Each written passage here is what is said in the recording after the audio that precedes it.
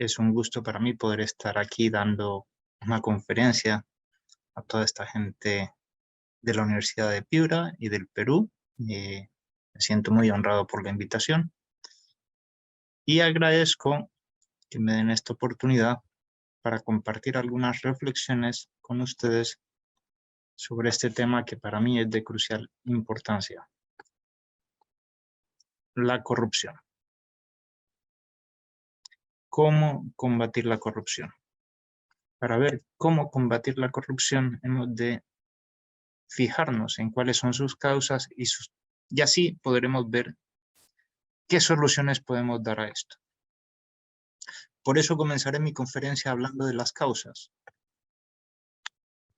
Hace algún tiempo, 2017, se hizo una entrevista bastante significativa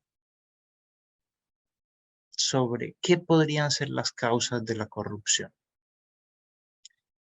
Los que contestaron esa entrevista dieron muchas respuestas. Para algunos era tema de codicia, de deseos. Otros decían, el problema es la monopolización de la política. Hay solo pocos partidos y ellos gobiernan todo, y eso genera corrupción.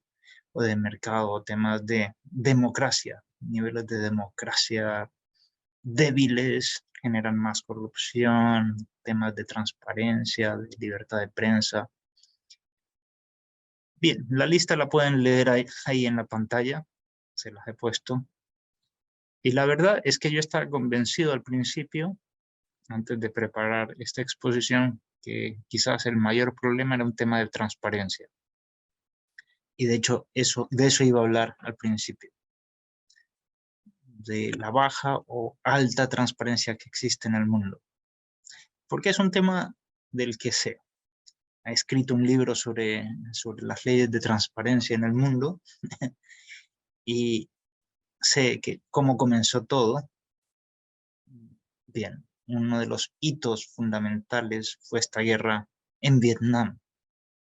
Durante la Guerra Fría, ustedes saben todo lo que sucedió en Vietnam.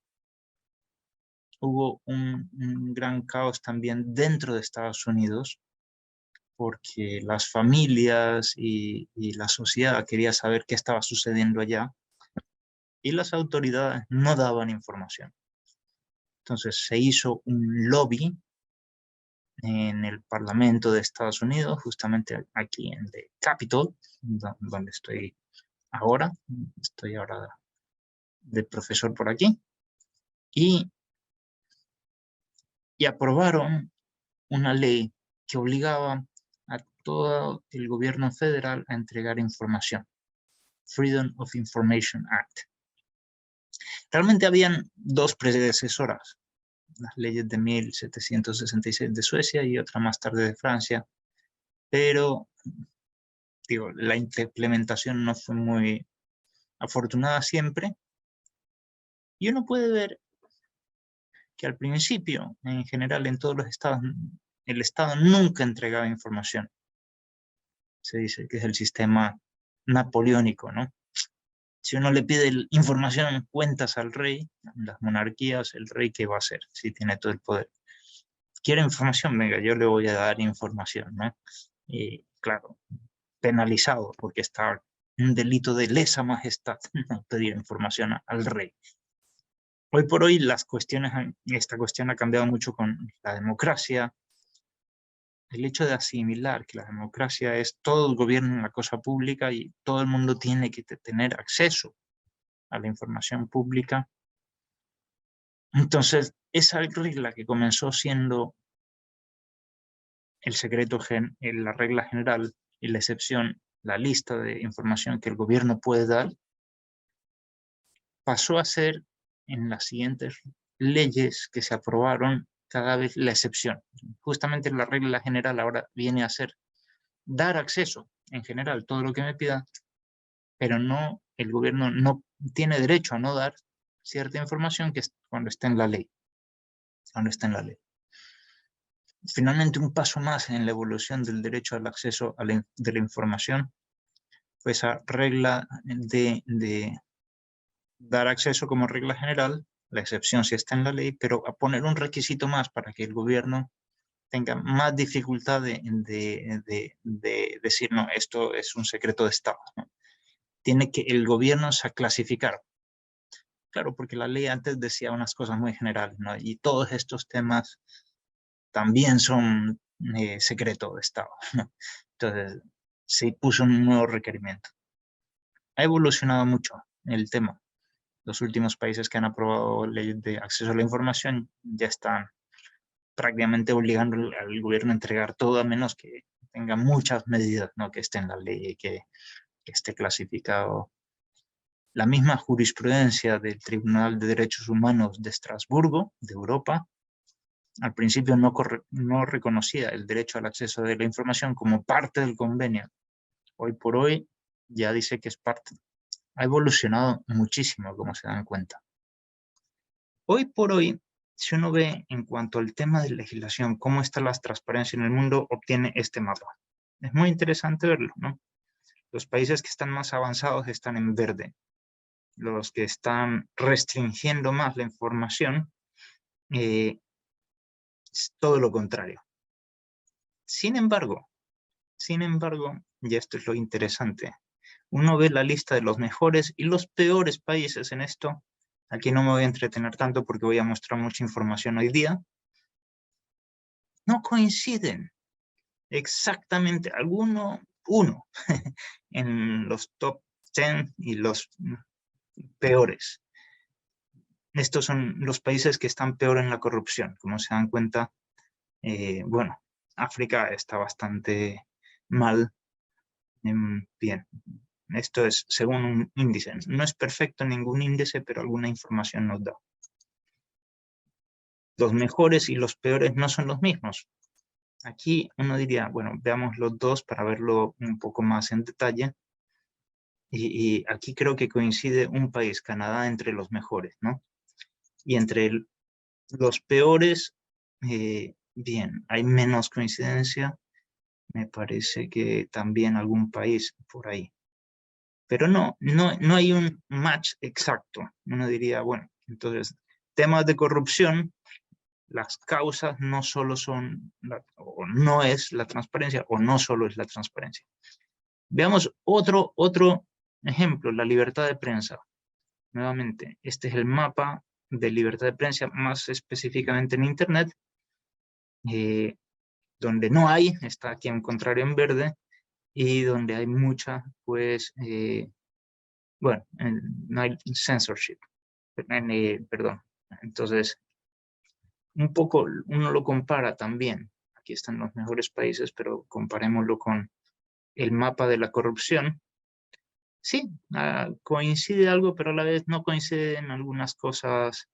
Brasil no coincide, África, donde no se controla, al menos porque no hay internet, los medios de comunicación no están tan desarrollados en todos lados, pues hay menos control. Pues no coincide tampoco. Libertad de prensa, bien, a veces no hay prensa, puede haber algunas cosas. Una última cosa, falta de políticas adecuadas contra la corrupción. Una típica cosa que se dice. Todos los países han firmado un tratado, el de Tratado contra la Corrupción, ¿no? Salvo alguno por ahí que lo tienen en amarillo y otro que sea que, bien, no lo tiene vigente. Bien, todos los países están haciendo cosas contra la corrupción, pero no todos los países tienen los mismos niveles de corrupción, ¿no? Entonces, ¿cuál puede ser la causa? Aquí me parece que es muy útil distinguir causas y efectos, porque no siempre es lo mismo. Vamos a ver. Algunas de estas cosas más parecen ser efecto. Si hay mucha corrupción, pues probablemente habrá desigualdades, ¿no? Se crearán desigualdades, habrá gente más rica. Estos los ponen como causa. Yo diría, eso es casi claro que es como un efecto, ¿no? Algunas de estas cosas que se dicen aquí, propiedad débil, pues claro, si hay corrupción no hay propiedad, un sistema de propiedad fuerte. ¿Cuál es la génesis de la corrupción? ¿Cuál es la génesis? Entonces, yo aquí quisiera poner video que no se lo van a esperar. Esta es la génesis de la corrupción. Veamos aquí. Share sound. Se ve que no está activado. Ya.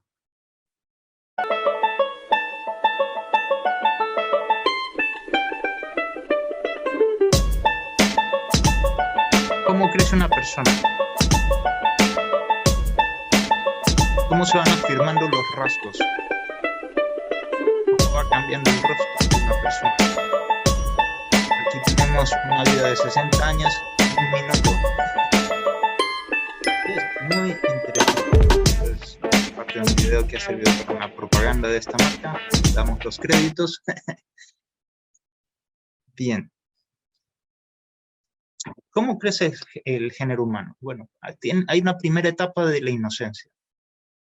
Hay unos primeros movimientos reflejos. Cuando nace, bueno, el niño instintivamente, siente algo en la lengua y comienza a chupar, ¿no? Ahí así comienza la lactancia, ¿no? Efectivamente. Ve hacer una cosa y trata de imitar lo mismo. Nos pasa lo mismo todavía porque tenemos las neuronas espejo. Vemos una cosa y lo imitamos. Si vemos a alguien que está sonriendo, tendemos a sonreír.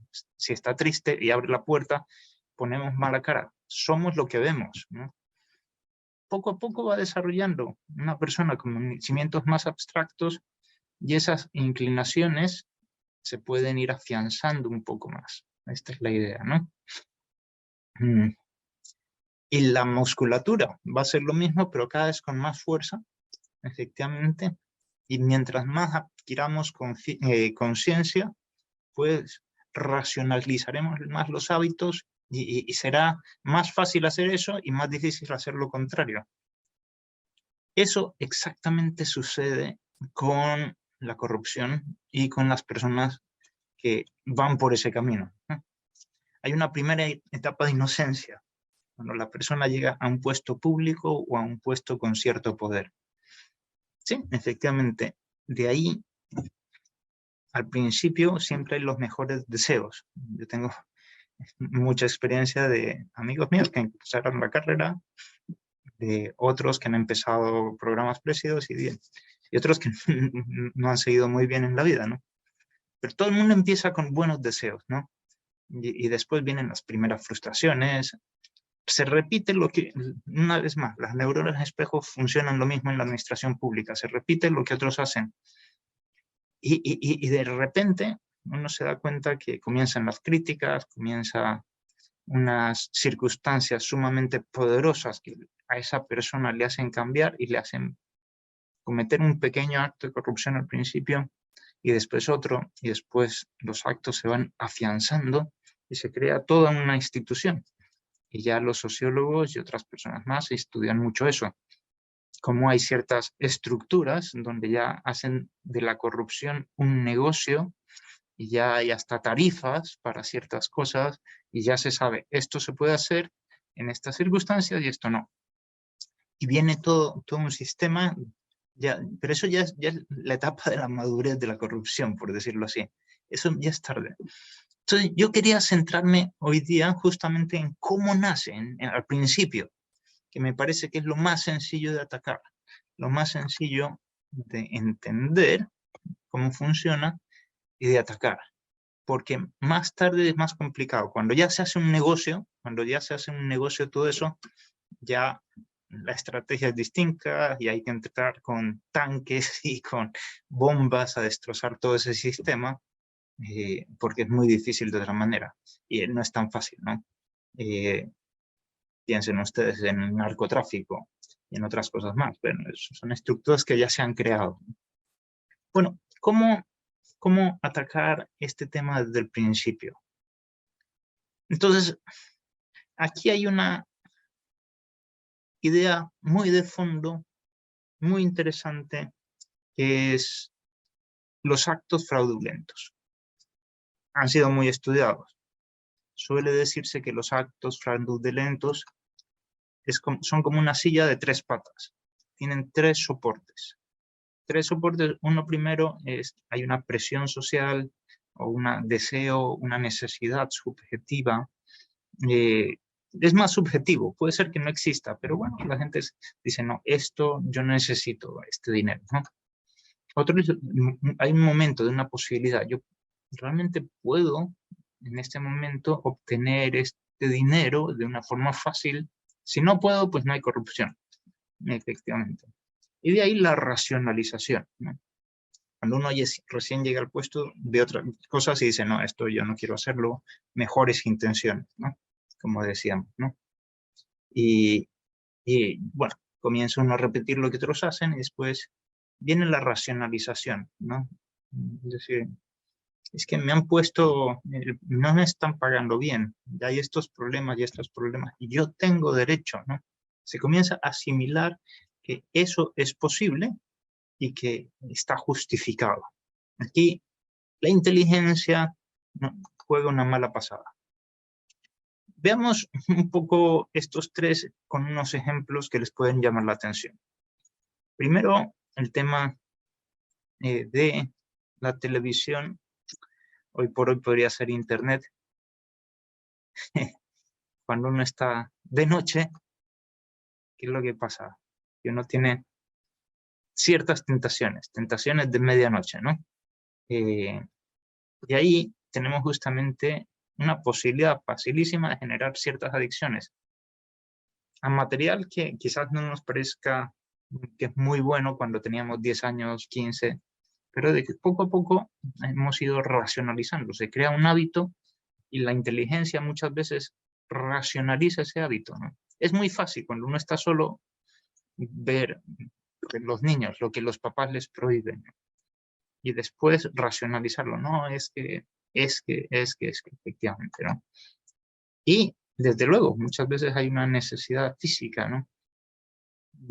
Instintos básicos, descansar. Bien, digo, es muy no es que me siento cansado y por eso es que estoy viendo ahora, ¿no? Esto que quizás es contra lo que yo pensaba que estaba mal, ¿no? Bien, no entro ahora en la cuestión de bien o mal, pero si una persona piensa que está mal, digo, así comienza uno el acto fraudulento, ¿no? En la propia vida.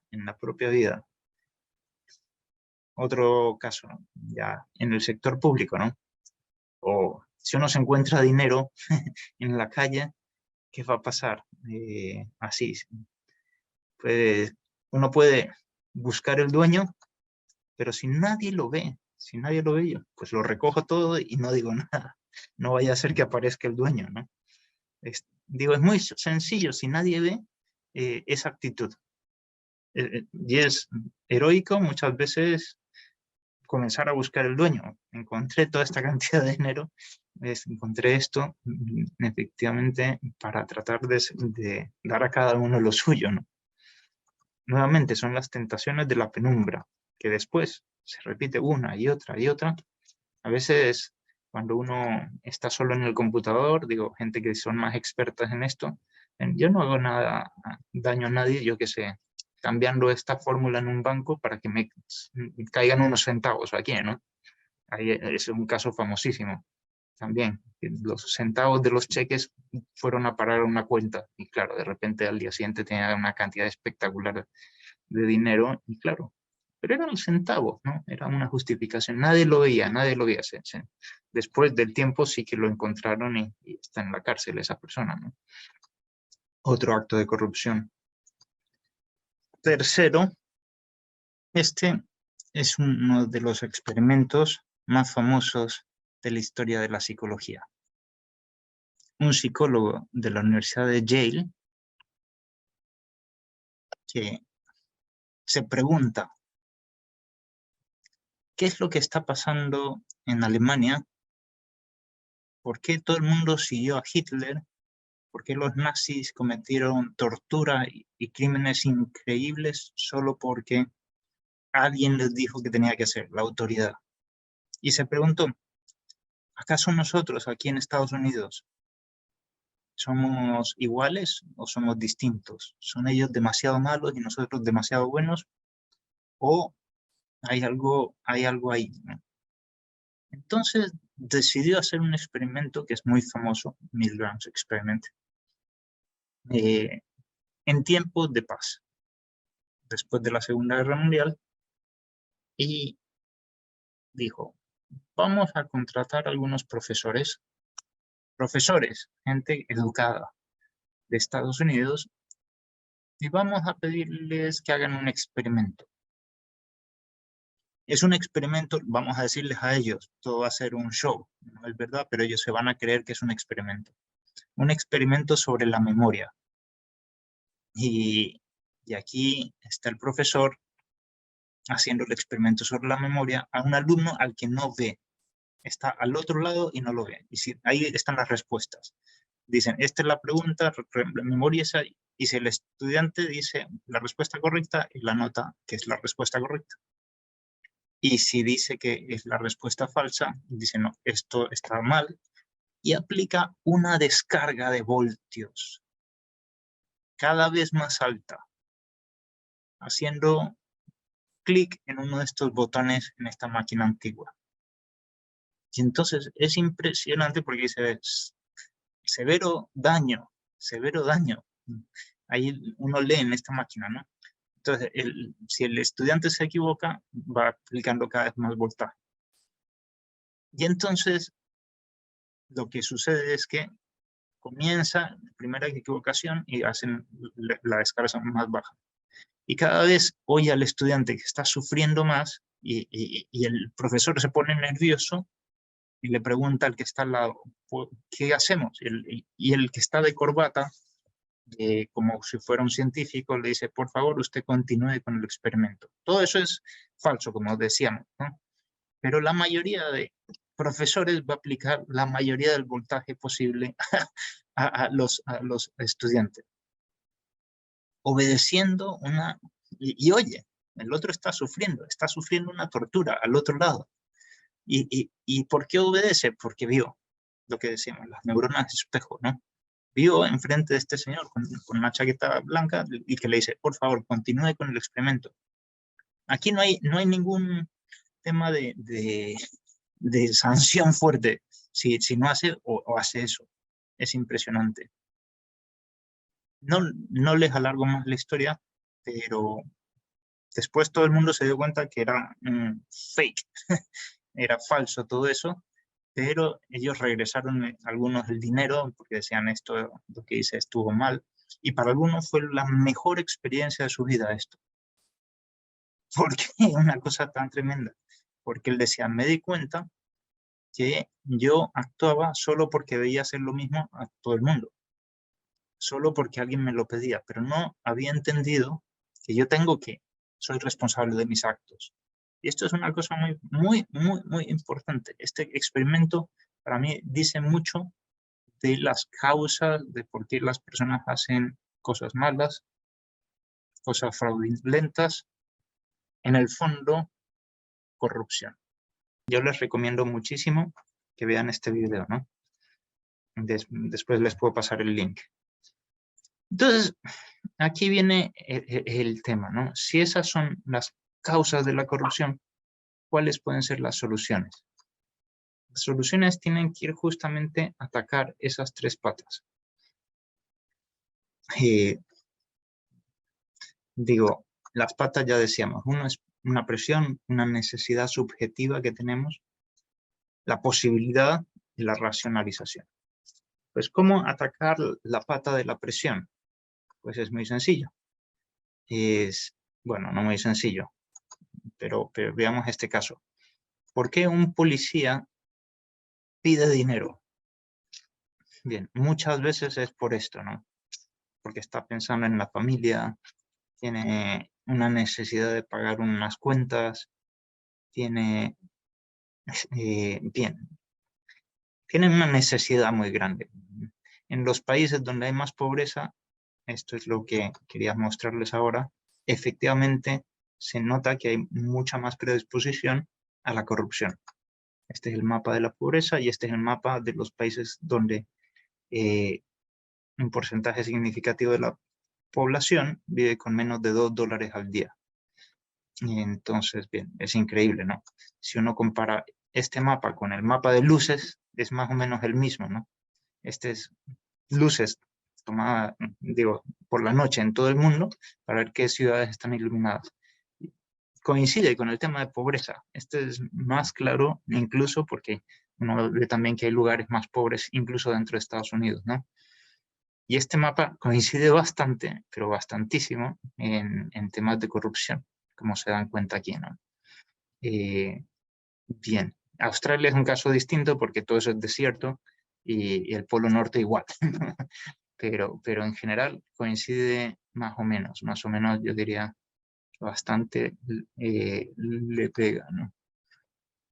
Entonces, claro, si hay sueldos bajos, digo, la gente tiene que buscarse la vida para poder mantener todo eso, ¿no?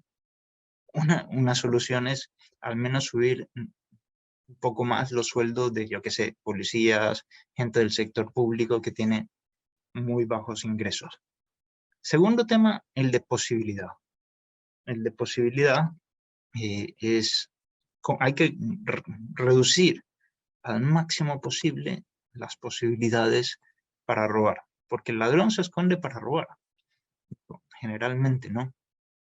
Entonces ahí, en eso sí que la mayoría de políticas le apunta contra la corrupción, pues el e-government, ¿no?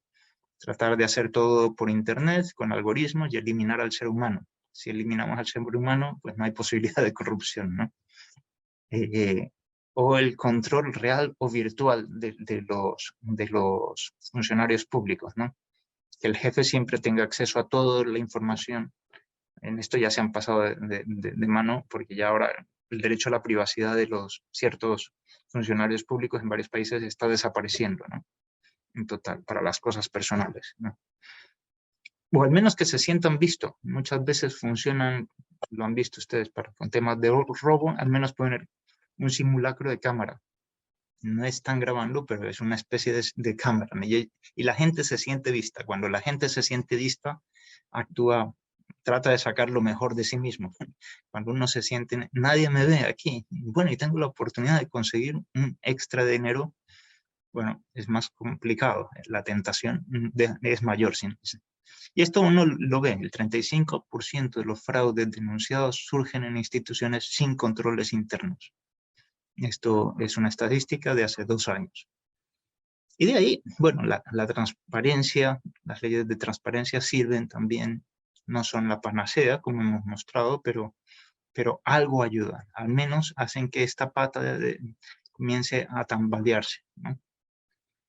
Yo diría, el ambiente, un buen ambiente de trabajo ayuda bastante, porque a veces también uno se siente solo, pero incluso estando con muchos, ¿no? Uno en una misma banca, digo, con una persona puede estar muy cerca de esa persona o muy distante. Puede estar en la misma banca, yo qué sé, en el mismo asiento de el bus, el metro, y no tener nada que ver con esa empresa. Cuando uno se crean equipos, generalmente se crea un buen ambiente de trabajo, generalmente es menos corrupto eso, ¿no? Cuando una persona recién llega y no tiene amigos y todo el mundo lo trata mal, es muy fácil justificar todo ahí, ¿no? Por eso, digo, a mí me parece que es muy interesante esta comparación. ¿Cómo ayudan los padres a sus hijos a portarse bien? Bien, estando encima. Si no están encima, si no les enseñan, si no con cariño, pues eso ayuda mucho, mucho. Crear ese ambiente de trabajo ayuda mucho en temas de corrupción. Medellín tenía muchos temas de criminalidad altísima y corrupción, y ha sido un ejemplo para todo el mundo, como invirtiendo menos dinero en el presupuesto para guardias y poniendo más dinero en parques, en inversión social, en hacer que la gente se conozca, ha bajado muchísimo la criminalidad.